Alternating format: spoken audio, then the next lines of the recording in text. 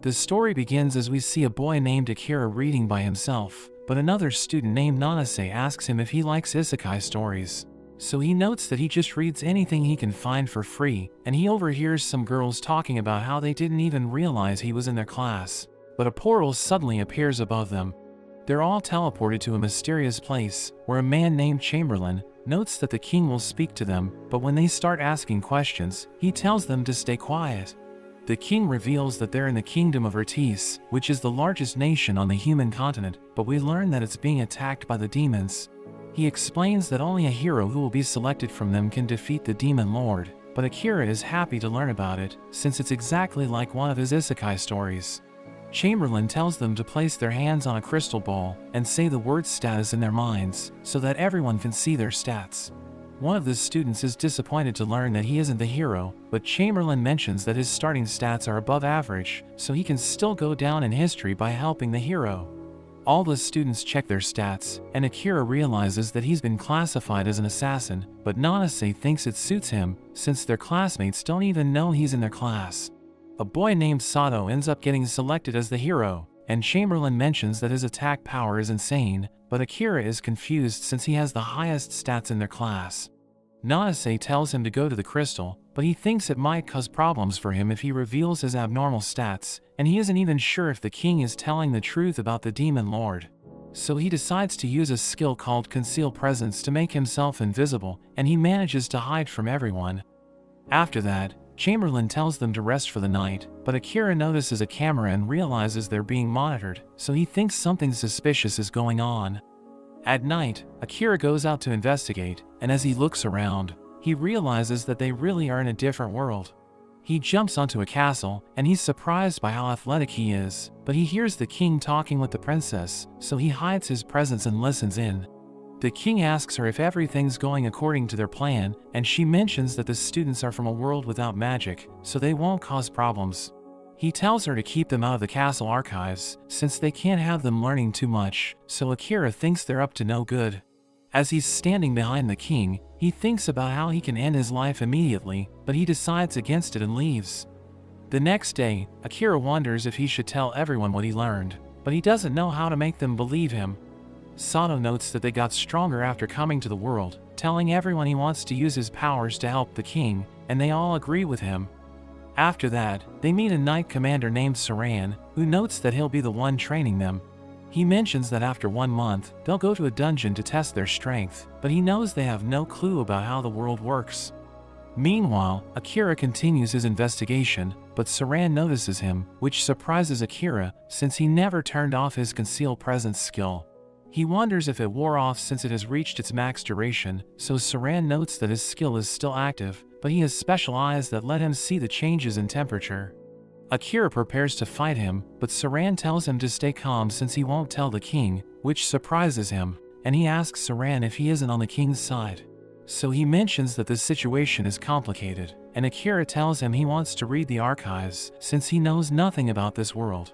Saran asks him about the level of his Conceal Presence skill, so he reveals that it's maxed out, but mentions that his other skills are at level 1, and he has no idea how to raise them. Saran offers to teach him, and he mentions that Akira won't find what he's looking for in the archives, which makes him think about how excited he's been since coming to the new world. But he still needs to find a way to get back to his family, and Saran has no idea how he can return to his world, but he thinks Akira still needs to get stronger to survive. Akira doesn't like to accept help for free, so Saran notes that he can pay him by telling him stories about his world, since he wants to learn about it. After that, they begin their training, and Akira wonders if it will really help him increase his skill level. So Saran mentions that a person can only level up their class by eliminating monsters, but skills can be leveled up through training. He mentions that in addition to humans and demons, there are also elves and beast folk in their world, but they all live on different continents, and Akira tells him about his world as part of their deal.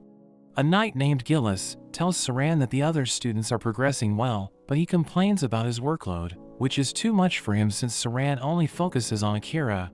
He mentions that Akira's stories about his world are interesting, and he tells Gillis that Akira's Conceal Presence skill is maxed out, which surprises him since only the first hero was able to achieve that. Akira arrives and shows Saran a book he found in the archives, so he reveals that he wrote it and disguised it as a recipe book, but he was sure that Akira would find it. He notes that their king has lost his mind, so they can't just stand by and let him do whatever he pleases, but the knights owe a great debt to the royal family. Akira notes that after he read the book, he realizes that Saran is looking for a peaceful end to the king's reign, but he thinks it would be easier if he just killed the king, since he has no ties to the world. He mentions that on the night they were summoned, he snuck into the king's study and had the opportunity to end his life, but he couldn't bring himself to do it. Saran thinks he made the right choice, since killing a man is a huge burden to carry, and he notes that even though Akira has been given the assassin class, he doesn't need to eliminate anyone. Akira agrees with him, since he knows that if he ended someone's life, his mother and sister would never forgive him. He asks Saran why he's looking out for him, so he explains that it's because he has high hopes for him, since instead of following what everyone is doing, he's using his mind to choose another path. He thinks that only someone who has endured a lot in life can do that, and Akira tells him he's the first person to praise him, but he asks Akira to help him with his coup in exchange. After a month, Saran leads the students to the dungeon, but Akira is surprised to see the number of people who have come to see them off. He sees a girl staring at them, so he asks her if something's wrong, and she's annoyed at how everyone treats them as heroes. She reveals that a lot was sacrificed to summon them, but he has no idea what she's talking about, so she notes that they'll speak again when he discovers the answer on his own. As they reach the dungeon, they start defeating the monsters, but they start to get overwhelmed, so Akira suggests retreating, and Saran thinks it's a good idea. He uses his divine sword to clear a path, and they rush to the exit, but they run into another group of monsters. Sato remembers the smoke bomb he was given to keep the monsters away, and he tries to use it, but he's shocked to see that it only made them stronger. Gillis and Akira catch up to them, and Gillis is shocked to see a minotaur attacking them, while Akira immediately rushes towards it. He dodges its attack and tries to stab its neck, but his sword shatters since its skin is too tough, and Sato tries to help him. But Akira tells him to stop since his arms are broken, and he notes that it's his job as the hero to protect them, but Akira tells Sato that they can take care of themselves. He starts to lose his mind since he thinks he has failed as the hero, and Akira tells a girl to use Dispel on Sato while he goes to fight the Minotaur. He notes that he plans to use his secret skill, since he needs to fight with everything he's got, so Saran tells him to wait for his signal. Saran's body starts glowing, and he hits the Minotaur with a lightning strike, while Akira activates his shadow magic. The Minotaur tries to hit Saran with its axe, but Akira stabs it with his shadow spikes, and he starts reeling it into the darkness. He manages to cut off its head, but he starts to lose control over his magic, so Saran calms him down. After they return to the castle, Saran thanks Akira since they were able to survive thanks to him, but he notes that Saran is the one who stopped his magic from going berserk. Saran mentions that the spell takes a toll on Akira's body, so even though it's powerful, he should only use it when he has no other choice. Saran gives him a katana forged by the first hero, and he wonders why Saran isn't giving it to Sato, so he mentions that he doesn't want the king to notice it, since he stole it from the royal armory. He mentions that the katana's name is written on the hilt, and he notes that he can't read it, but Akira knows the language since it's inscribed in Japanese. He reads a message from the first hero, which mentions that he hopes the katana will find its rightful successor, and Akira wishes that he could have met him. Akira is still worried about Sato, since the curse on him was insanely strong, and Saran thinks he knows who's behind it. At night, we see the princess using a crystal to curse Sato, but Akira appears behind her and cuts the crystal in half. He asks her why she cursed Sato, but she refuses to tell him anything, and after he leaves, she opens up a cabinet with a huge number of crystals, which she plans to use on the students. After that, Akira tells Saran his suspicions were right, and he asks Akira if he showed himself to the princess, so he notes that he tried to get information from her, but she didn't give him a straight answer. Saran mentions that she's just the king's puppet, and he tells Akira he shouldn't stay in the castle tonight, since she'll curse every other student except for the hero. But she can't do it to Akira, since she knows nothing about him, so she'll try to have him eliminated. He asks Saran why he isn't scolding him for revealing himself, so he notes that kids are bound to make mistakes, and it's the adult's job to take care of them.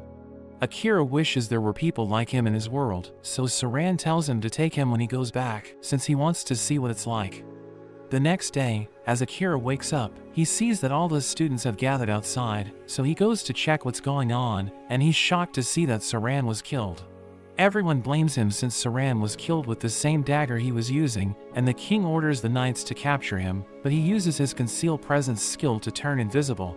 He gets close to Gillis, who reveals that Saran was killed by the king's personal assassins called the Night Ravens, but he left instructions for Akira in his room, so he should get everything and run away. At night, the princess tells the king that she put curses on all the students except for the hero, so all they need is a reason to declare war on the East.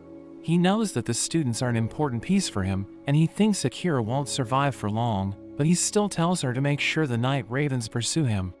Akira heads to a dungeon, since Saran told him it's the best place to hide, and it's also the fastest way for him to increase his class level.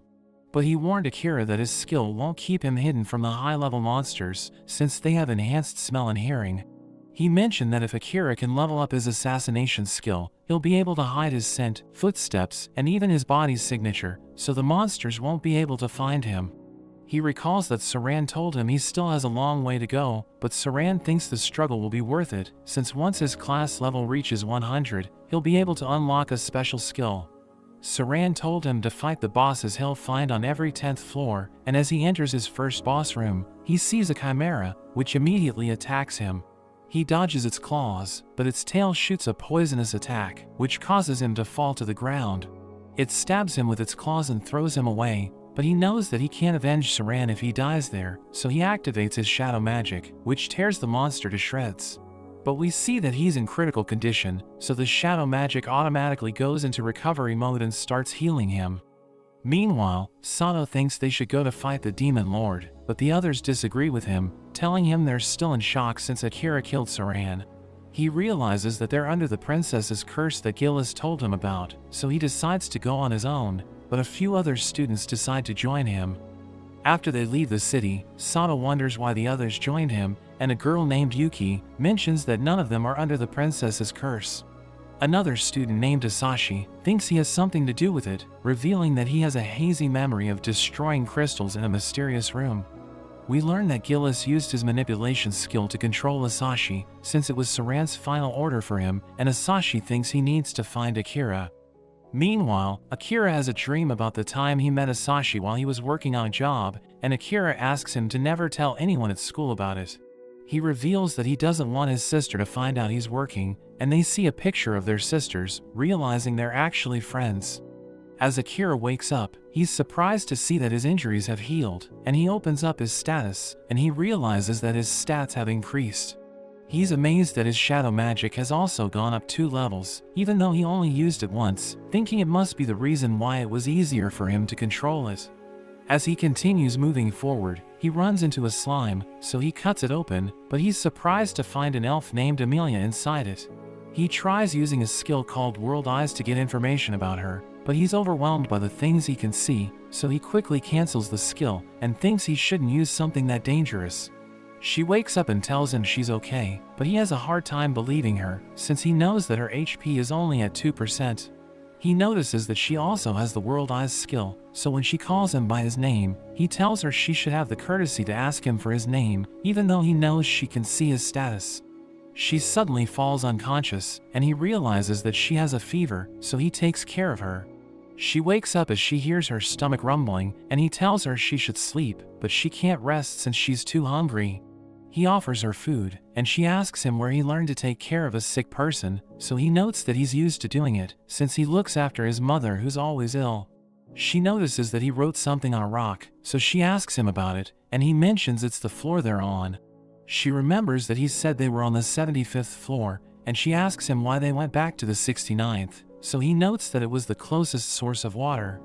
She wonders if he touched her inappropriately, so he assures her that he didn't do anything, and tells her to go to sleep. She reveals that even though she's royalty, no one has ever taken such good care of her, and they both go to sleep. After that, they head to the 80th floor, where she helps him defeat monsters, but he doesn't understand why she's following him since she's already recovered. So she mentions that she just happens to be going in the same direction, and he tells her he won't protect her if something happens, but she assures him that she can take care of herself.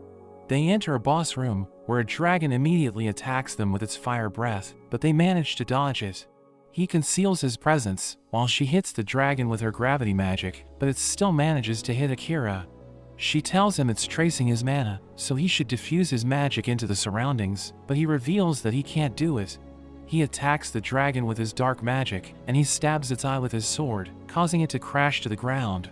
He reveals that he used the mana around him to defeat the dragon, and Amelia is amazed that he can do that, but it suddenly starts glowing, and it transforms into a cat, which shocks them, and Amelia mentions that it's still alive, revealing that it has a shapeshifter skill.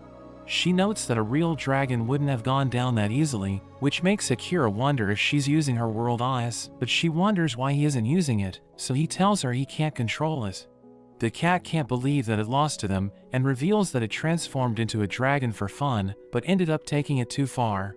He's surprised that it can speak, and it tells them to stop treating it like a monster that only acts on instincts, revealing that it was created by the demon lord to be a highly intelligent creature. It thinks a young boy like Akira doesn't know anything, and he reminds it of the situation it's in, but it doesn't care what they do to it as long as it can deliver the demon lord's message. It suddenly stands up, and notes that the demon lord is waiting for Akira in his castle, which makes him wonder how the demon lord knows him, but the cat notes that it has no idea.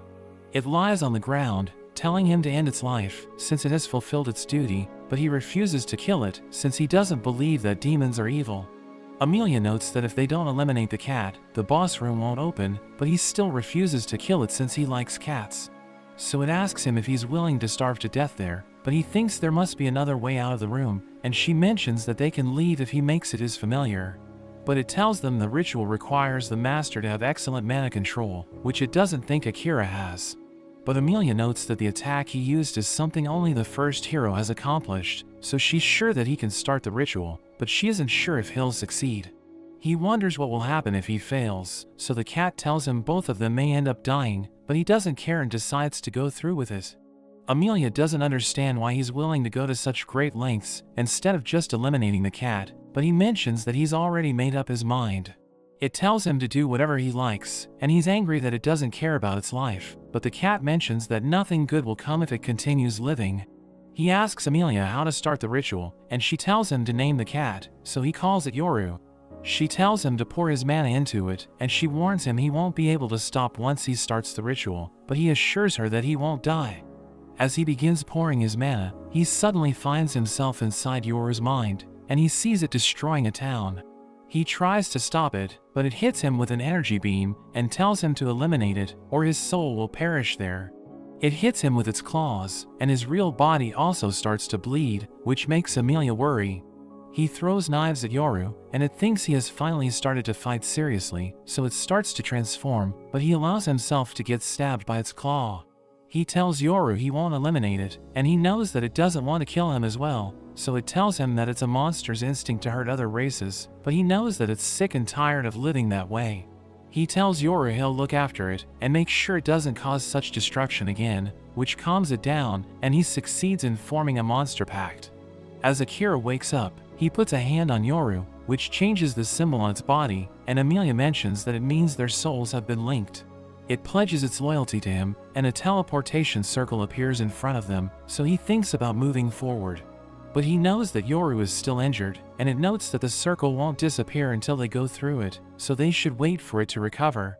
Amelia suggests talking with each other to pass the time, and Yoru agrees with her, since it's a chance for them to get to know each other.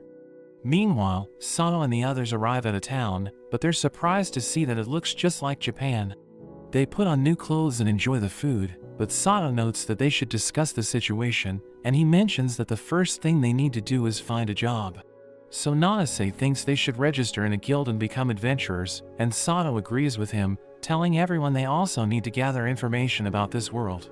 One of them, named Daisuke, wonders if there's a book on how they can get back to their world, and Sato thinks the only way to do it is to defeat the demon lord. He notes that the king and princess must know how to send them back, since they were the ones who summoned them, and he thinks they can negotiate with them if they defeat the demon lord. He mentions that they should go to the demon lord's continent as soon as possible, but Asashi disagrees with his plan, and thinks they should stay there until they meet up with Akira. He thinks that Akira is stronger than all of them, so it would be foolish to challenge the demon lord without him, but everyone has different opinions about him. They tell Sato to make the final decision, and he thinks Akira won't team up with them, because even though they've been in the same class since kindergarten, Akira still doesn't recognize him. He knows that only the hero's holy sword can defeat the demon lord, which means they need teamwork to pull it off, but Akira won't be interested in it since he's stronger than they are. He thinks they should only work with Akira once they're as strong as him, and he decides to stay there to wait for Akira, but only if the monsters in the area are strong enough to help them train. In the dungeon, Amelia reveals that she had to run away from her hometown, and when they caught up to her, she used her gravity magic to break the cliff and get away from them. She fell into the river and ended up washing up on a shore, where she was swallowed by a dark slime. She saw Akira when she woke up, and she doesn't mind what happened, since it led to her meeting with him, but he tells her she needs to go back and sort things out. He knows that her little sister has a problem with her, so Amelia should talk it out with her, but she thinks it isn't possible. He tells her about the time he bought a new phone for his sister, but she got angry since she didn't want him to work harder just to buy her stuff, so their mother told her it's because he loves her. He tells Amelia that even if they fight with their loved ones, they're still family at the end of the day, and he wishes that he could see his mother and sister, but he refuses to go back until he avenges Saran. A dark energy appears around him, but he manages to snap out of it, and Yoru tells him to control his bloodlust. They mention that they've also heard about Saran, and Akira uses his gloves to play with Yoru to try and lighten the mood. He starts petting Yoru, who tells him to take this situation seriously, because if one of them is eliminated, the other will die as well. But they can communicate with each other no matter how far apart they are, since their souls are already linked. Amelia is jealous hearing this, so Akira notes that there's nothing she can do, since Yoru is his familiar. As they prepare to go through the circle, Amelia notes that she heard rumors that it will take them to wherever one of them wants to go. But she doesn't care where they get teleported to as long as she's with Akira, who wonders if it can also return him to his world, but he dismisses the thought, since it isn't the right time for him to go back. They end up getting teleported to the land of the elves, which shocks Amelia, but there's an elf that shoots at her. So Akira protects her, and he quickly gets close to the elf, threatening to kill him if he doesn't stop. The elf tells her she doesn't have a place there anymore, so she should just run away again, but Akira knocks him out. He notices that they've already been surrounded, and Amelia's sister Rose declares that she will make Amelia pay for the sin that she committed. In a flashback, we see Amelia going on a walk, and she's impressed when she sees Rose training with the knights, where she manages to disarm them, but her attendant reminds her that she's the one who will be their next leader. But her fiancé Liam ends up wanting to call off their engagement. Rose tells Amelia it's because she's a child of blight, and she ends up being accused of an unforgivable sin. In the present, Akira wonders about what Amelia did, so Rose reveals that she was poisoned by her, but Amelia swears she thought she was giving her a potion. Rose tells Akira to hand Amelia over, and she uses her mesmerize skill to control him. Amelia gets angry, telling her sister to undo her spell, so that Akira can decide what he wants to do for himself, and Rose is surprised seeing Amelia angry at her for the first time, but Akira reveals that he wasn't affected, and Yoru notes that the skill doesn't work on those who are above her level. Rose doesn't believe that Akira is stronger than her, but he tells her to drop Amelia's false charges, because he knows she isn't the type to lie and deceive. Rose orders the other elves to kill Akira, so he prepares to fight, but the king suddenly appears and tells them to stop. Rose is surprised to see him since he's supposed to be away, and he asks her what's going on. All the other elves speak for her, mentioning Amelia's crime, but the king can see that Rose charmed them all with her mesmerize skill, so he tells her to release them from her control. He promises to make things right with Amelia, but he tells Akira to leave, and Amelia mentions that Akira was the one who saved her. He tells her it doesn't matter, because the other races are forbidden to be there, so she decides to leave as well, but he doesn't allow it, since she's the one who will one day take his place. Akira mentions that Amelia can decide what to do for herself, and he even threatens the king. The king sees that he had the skill to defeat Liam, so he challenges Akira to a duel, where the winner will decide what happens. He nominates Rose to fight in his place, and decides to do it in front of the holy tree. As they head over, Amelia apologizes for getting Akira involved, but he says it was his own decision. He wonders why they called her a child of blight, so she explains the legends that mention that when twins are born, and one is different from their parents, they are said to bring calamity to the land in the future. Yoru notes that the legend was long dismissed as a superstition, so he thinks Rose bringing it up was just out of jealousy for her, and Akira mentions that he thinks her hair is beautiful. They reach the holy tree, and Akira decides not to use his concealed presence so that everyone can see when he wins, but Amelia warns him that Rose is the strongest swordsman among the elves. Akira is surprised she's praising her, so she notes that they used to be close, and she still sees her as her precious little sister. As they prepare to fight, Rose can't believe he isn't drawing his sword, so he notes that he doesn't want to accidentally kill her. The king tells them to start, and Rose immediately attacks, but Akira is able to avoid her sword, and he pushes her away. She thinks he's toying with her, so she enhances her sword with her wind magic and blasts him with it, but he manages to get out of the way. He gets close to her and sweeps her leg, knocking her down, and he asks her if she's had enough. He mentions how Amelia praised her, hoping they can work things out, but she notes that Amelia stole everything from her. She continues her attack, pushing him back, but her magic starts to go out of control, so Akira orders Yoru to protect Amelia. In a flashback, we see Rose admiring Amelia's hair, but after Amelia's class was identified as a legendary spirit medium, she received all the attention. She insists on taking back what's hers, and Amelia tells her she needs to stop. Liam gives her an item to help, and she uses the branch of the holy tree to purify the entire area. All the soldiers are released from Rose's mesmerize, and she thinks it's all over for her, so she prepares her final attack. Akira realizes the people behind him won't survive if he dodges it, so he activates his shadow magic and manages to devour the wind, but as it's about to consume Rose as well, he calls it back, and it ends up covering his body. Rose refuses to lose, but he blocks her attack and sends her flying. She thinks Amelia and Liam are there to laugh at her, since they broke her mesmerize so easily, but Amelia mentions that Liam was never under her control. She doesn't believe her and tells her to punish her however she likes, but the king suddenly admits that he was the one that was wrong. He reveals that Amelia never took anything from her, and he actually used his skill to erase her memories. He gives them back to her, and we see her wanting to become stronger. She goes to the dungeon, where a mysterious person gives her an orb that can attract monsters, telling her that defeating them will help her level up faster. So she uses it in the dungeon, but there are too many monsters that appear, and she quickly gets overwhelmed. She runs outside, but is shocked because they shouldn't be able to follow her. She thinks she needs to fight so that no one else is harmed, and Liam comes running with the other knights, but he ends up getting stabbed by a goblin. The king explains that she fell into despair from guilt after Liam died, so he had to take away her memory, but Amelia was thankfully able to create resurrection magic, so Liam was able to be saved. But after that, Rose felt a distancing from everyone, because she was the only one who didn't know the truth.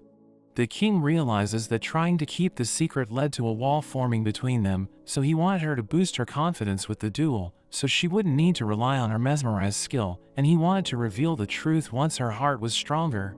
He mentions that when Liam was revived, a leaf from the holy tree merged with his body, so he became immune to the mesmerize skill, and he explains he tried to help her make peace, but Amelia ended up being exiled. Rose can't believe that she mistook everyone's concern for pity, and made even her sister who always looked out for her enemy, but Amelia tells her she was always a kind person, and they seem to all finally be able to make up. After that, they have a feast, and Akira reminds the king that he was the winner, so Amelia is free to do whatever she wants.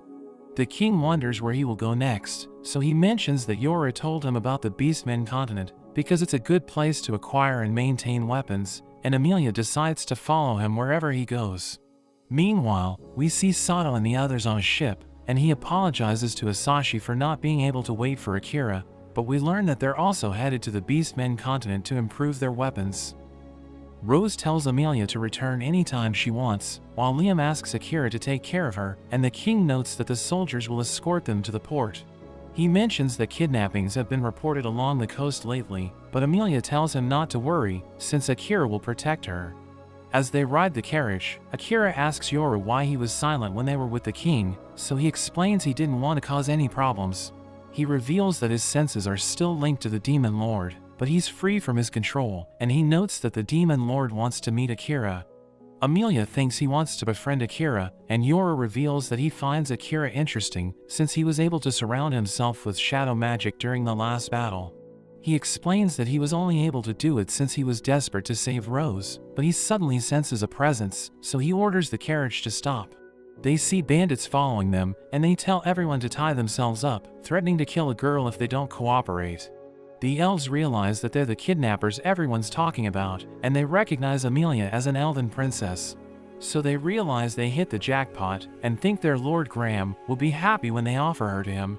Akira uses his skill to knock them out in an instant, and tells the elves to tie them up, while Amelia frees their hostage. An elf mentions that he heard about their boss Graham, revealing that he's a royal in the Beastmen continent, and Akira tells the elves to take the kidnappers back to the palace. Akira's group reaches the port, and he notes that he wants to get stronger so that he can avenge Saran.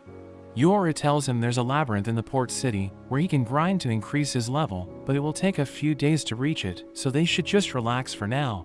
Amelia is having a good time since it's her first time traveling by ship, but she realizes that Akira is busy reading books. He reveals that he got them from her father as a parting gift, but she's upset since he isn't enjoying the trip with her, and after some time, they finally reach the port city. Akira realizes that the humans are working for the beast folk, and as he walks around the city, a group of beastmen tells him to give Amelia to them. But he refuses to cooperate, so they threaten to beat him up, thinking he doesn't stand a chance since he's just a human. So he realizes that the beast folk look down on humans, and they prepare to attack him, but he uses his shadow magic to blind them. He walks past them, and we learn that he didn't crush them since he didn't want to cause a scene, but Amelia realizes that the beast folk are afraid of Yoru. She wonders why they fear him, so he notes that there's a reason why black cats are welcome on this continent, but we see a man hiding as he watches them. They eat dinner in a hotel, and prepare to go to bed, but Amelia mentions that she wants to sleep beside Akira. He tells her they should sleep on separate beds, but Yoru knows what she's up to, so he leaves them in the room, telling them to enjoy their time together. She takes a shower, but when she returns to the room, she realizes that Akira is already asleep, so she kisses him and tells him to sleep well. But we learn that he's just pretending to be asleep, since he doesn't know what to do in this situation. The next day, Yoru returns to Akira, and thinks he had a good time, since he's slept beside Amelia. Yoru tells them to prepare since they're about to meet someone, and a smith named Crow visits them, as Yoru reveals that he talked to him last night. Crow notes that he had no choice since the nightmare of Adlia summoned him, and Yoru reveals that he wanted Akira to meet Crow, since he's the best smith in the world. He looks at Akira's sword, and realizes that it's overused, but he notes that he can fix it with the right budget and materials. So Akira promises to give him what he needs, and notes that he also wants assassin tools, but Crow thinks Akira isn't worthy to wield the weapons he'll make, since he lacks the experience. Amelia thinks Crow knows nothing about combat, but Yoru reveals that he was a member of the last Heroes Party, so he's an experienced fighter. He gives Akira a list of the materials he needs, and as he leaves, he mentions that he'll keep the sword until he finishes repairing it. Yoru admits that he's difficult to deal with, but he assures Akira that Crow is the perfect person for the job, telling Akira he can find the materials by hunting monsters in the labyrinth. Amelia mentions that she needs to go out, since she wants to talk to Crow, and Akira orders Yoru to follow her, telling him to use telepathy in case something happens. Amelia and Yoru visit Crow, who asks them what they want, and Amelia knows that he and the hero were the only ones who survived, when their party failed to defeat the Demon Lord. He mentions that they had an elf who didn't make it, so he thinks she's there to scold him for abandoning his comrade, but she believes that he survived because he's a capable fighter.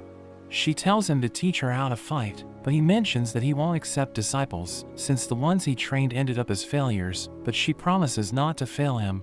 She explains that she wants to get stronger, since she wants to stay by Akira's side, but she knows that she's nothing compared to him. He calls Yoru the Nightmare of Adlia, and reminds him that he'll only accept requests for fixing and forging weapons, but Yoru tells him to stop calling him that. Crow mentions that he deserves it, since he terrorized the beast folk on this continent, and Amelia asks him what he did before he met Akira. In a flashback to 100 years ago, we learn that Adlia was the most prosperous city on the continent, but they attacked the demon territory, so the demon lord sent Yoru to give them a warning. But he ended up destroying the city, as his demonic instincts took over, and the beast folk tried to fight back. But they were no match for him, and after the incident, the beast folk started calling him the Nightmare of Adlia. Back in the present, Akira learns about it since his mind is connected to Yoru, who notes that he has changed, since he now has a new master. Crow finds it difficult to believe, but notes that he never hated Yoru, and he mentions that the tale doesn't end there. In another flashback, we see Crow paying respects to his sister, and Yora recognizes him as a member of the hero's party, asking him if he wants to fight. But he explains that he doesn't hate Yoru, since the demon lord was just using him, and Crow notes that he wasn't the one who killed his sister. He reveals that she tried to rescue the people trapped in Adlia, but Graham was afraid that Yoru would return to finish them off, so he ordered his men to kill them. We return to the present, as Crow reveals that he didn't get revenge, since he knows that his sister doesn't want him to go down that path. But Amelia mentions that she feels sorry for his sister, since he's using her as an excuse for his cowardice. She reveals that she was the same before she met Akira, because she turned back on herself and thought she was doing it for her sister, but he helped her realize how wrong she was. We see Akira looking for the labyrinth, when monsters suddenly appear and start attacking the city. The people run for their lives, and Amelia crushes the monsters with her magic, while Yora helps the civilians escape. But the man who was watching them appears, and she recognizes him as the person who tricked Rose. He introduces himself as Orem, and reveals that the demon lord ordered him to spare her, before summoning the monsters to surround her. We see Akira as he takes out a monster, but Yora tells him that Amelia was kidnapped, and notes that she was taken to the labyrinth. So he decides to go there, and cuts down the monsters in his path, but he realizes that there are too many of them.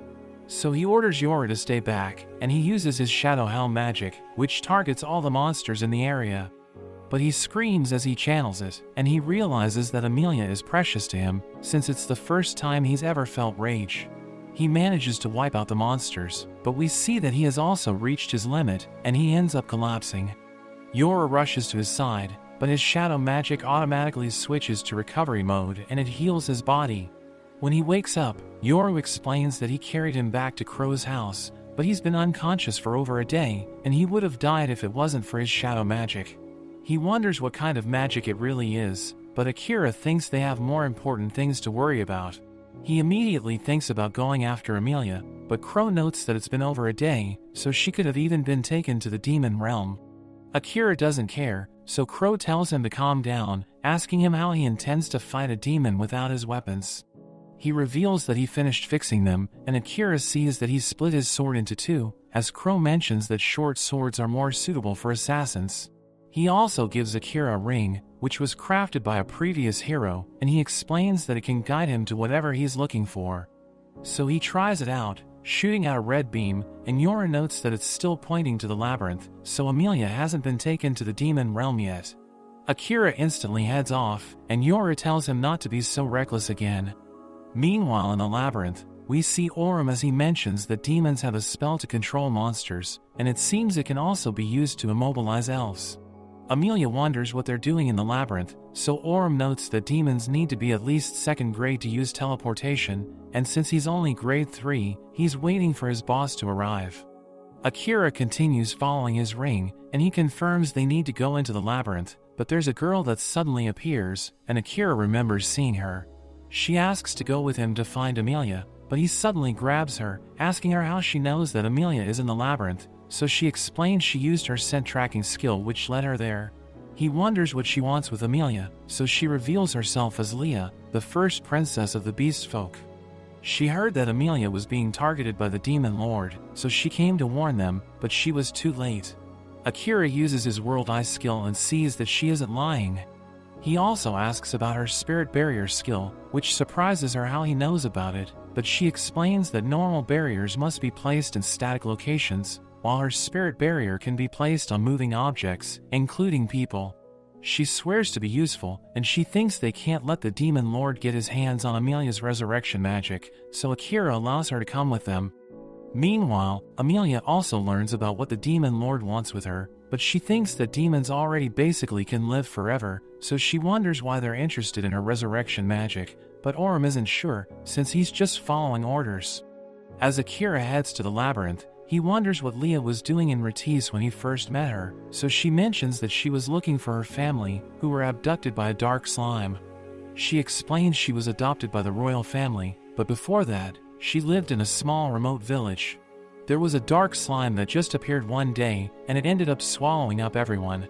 Akira thinks it's the same thing that happened to Amelia, and Leah explains that the royal family adopted her for her skills as a protector. She then looked into the incident as a princess, and it's what led her to Ratis. It turns out it wasn't just her village, and there were many humans and beast folk that went missing. They all ended up being used as sacrifices to summon the heroes, which is why she doesn't like them. Akira notes that he was also one of the ones who was summoned, but she doesn't blame him, since she thinks the king and the princess were the ones responsible. Akira mentions how he also doesn't believe he was summoned to stop the demons, and Yoru confirms that it was a lie, because the demons haven't made any advances in over a century. They arrive at the labyrinth, and we learn that they need to defeat monsters on every floor to go deeper. Akira thinks about using his shadow magic, but Yoru tells him to conserve his energy, mentioning that he can fight instead, but he worries about losing control of himself, so Akira tells him not to worry, because he's there to watch over him. He instantly transforms, and he starts going wild, crushing through the monsters. He starts to lose control, but Akira manages to connect with him and calm his mind. They talk about why everyone hates the demons, so Yoru mentions that the first demon lord did attack the other races, and it became a notion that the demons were the root of all evil, but Yoru notes that not all demons are like that. Akira thinks it's a shame, but mentions that if the demon lord is behind Amelia's abduction, he won't show him any mercy. They eventually make it to Amelia, and Orem is impressed that they got there so quickly. Yoru notes that he has reached his limit, but Akira thanks him for getting them there. They prepare to fight, and Leah casts her barrier on Amelia. She apologizes to Akira for getting him involved, but he notes that he's just doing what he wants. He tries to attack Orem from behind, but it doesn't work, and he ends up getting hit instead. Despite Akira's attacks, Orem easily dodges everything and stabs him again. Leah can't believe it's going through her barrier, so Yoru notes that Orem's spear is enhanced with concentrated mana. Orem thinks he should end things, but Akira activates his shadow magic. It consumes his own blood from the floor, and he summons shadow beasts to attack, and while Orem is distracted, he manages to land a decisive hit. Orem is brought to his knees, but Akira seems to also be reaching his limit. Orem starts playing his flute, which draws out a number of monsters to attack Akira. As they charge up their attacks, Akira realizes he can't use his shadow magic again, but Leah suddenly uses her inverted barrier on him, which uses up all her energy, but it's able to block the attacks and reflect the damage back at the monsters, killing them in an instant. Amelia is freed thanks to Orem being weakened, and he tells Akira to just finish him off since he isn't going to surrender, but Akira hesitates to kill him. He thinks about what Saran would tell him to do, but a teleportation circle appears, and the second-grade demon Mahiro suddenly joins them. But that's where this video ends. Remember to like and subscribe to the channel. Thanks for watching, and I'll see you next time.